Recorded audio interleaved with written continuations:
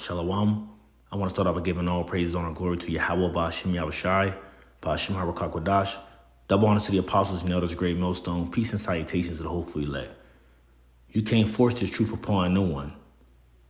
It is the spirit of Yahweh, Ba'ashem Yahushai, who is going to do the gathering, who is going to give the understanding so that that individual may receive it.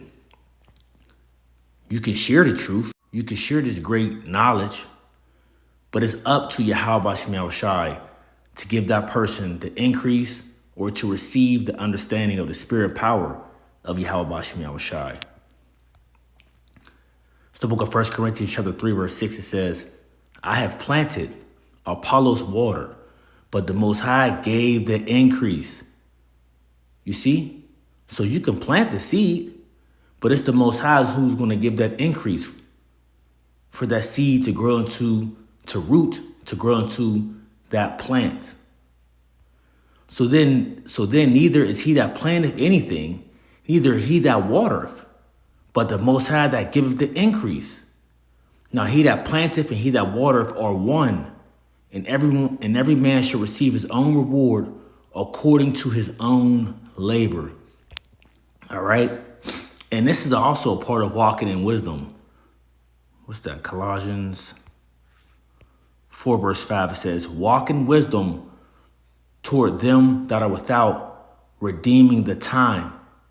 Let your speech always with grace, seasoned with salt, that you may know how you ought to answer every man. So, understanding this truth, you should know of a part of walking in wisdom is that you can't force this truth upon no one. All right? Like I say, you can share this truth. And you know, we usually, when you first come in, you have the zeal, you want to spread the knowledge to the closest people around you. But more than likely, the people around you, 9 times out of 10, they reject it because it's not for them. But we usually find ourselves, trying to force it upon them, not realizing that they cannot get it. All right? And why is that? It's the book of Romans chapter 11, verse 7. It says, what then? Israel have not obtained what ye seeketh for, but the election have attained it, and the rest were blinded. So what is Israel ultimately looking for? Besides comfort, peace, the truth. And what brings more comfort, peace, and joy to know that this wicked, distasteful, wicked kingdom ruler is going to be taken down, and we're going to have our tears wiped away.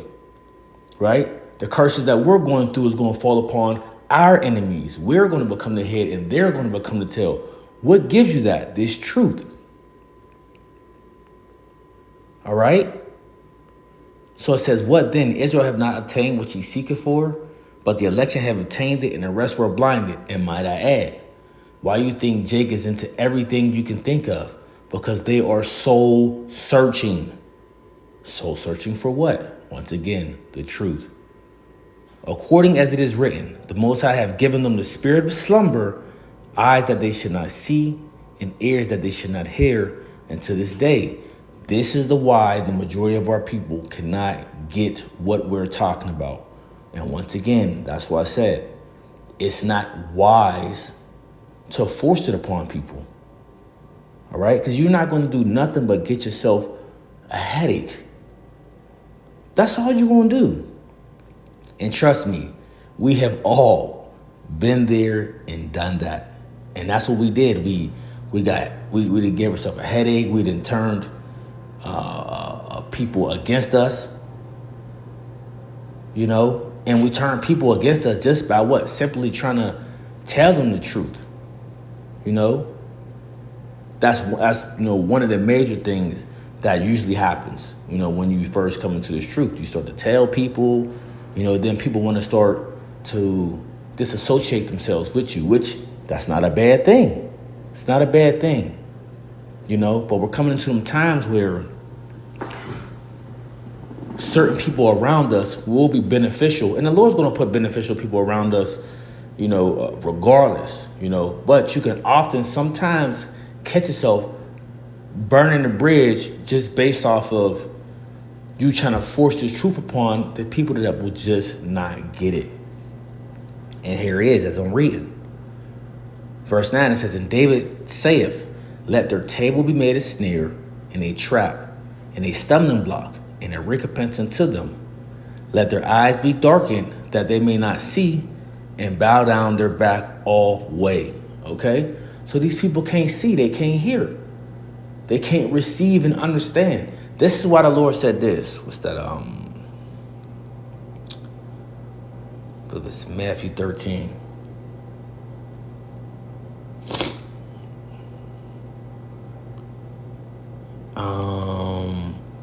Verse 9. Who have ears to hear, let him hear. Of course, we know all those people back then when he was speaking, they had ears. What is this actually saying? He that have understanding, let them understand, right? Or let you understand. And the disciples came and said unto him, why speakest thou unto them in parables? Right? Meaning like a code. And he answered and said unto them, because it is given unto you to know the mysteries of the kingdom of heaven, but to them it is not given. You see, so even when the Lord was on the scene, he said this message is not for everyone. The message is for the elect. Okay, the 1/3. That's who the message is. That's who the message is for. But to the masses of the people, the message is not for them.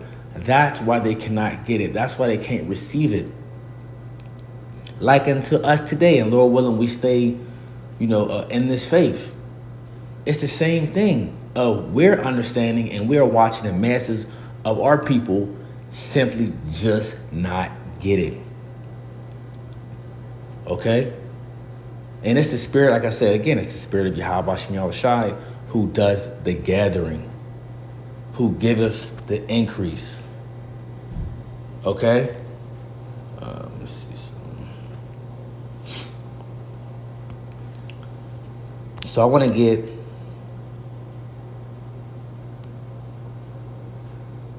the book of Zechariah chapter 10. Let's start at verse 8. It says, I will hiss for them and gather them, for I have redeemed them, and they shall increase as they have increased, and I will sow them among the people, and they shall remember me in far countries, and they shall live with their children and turn again.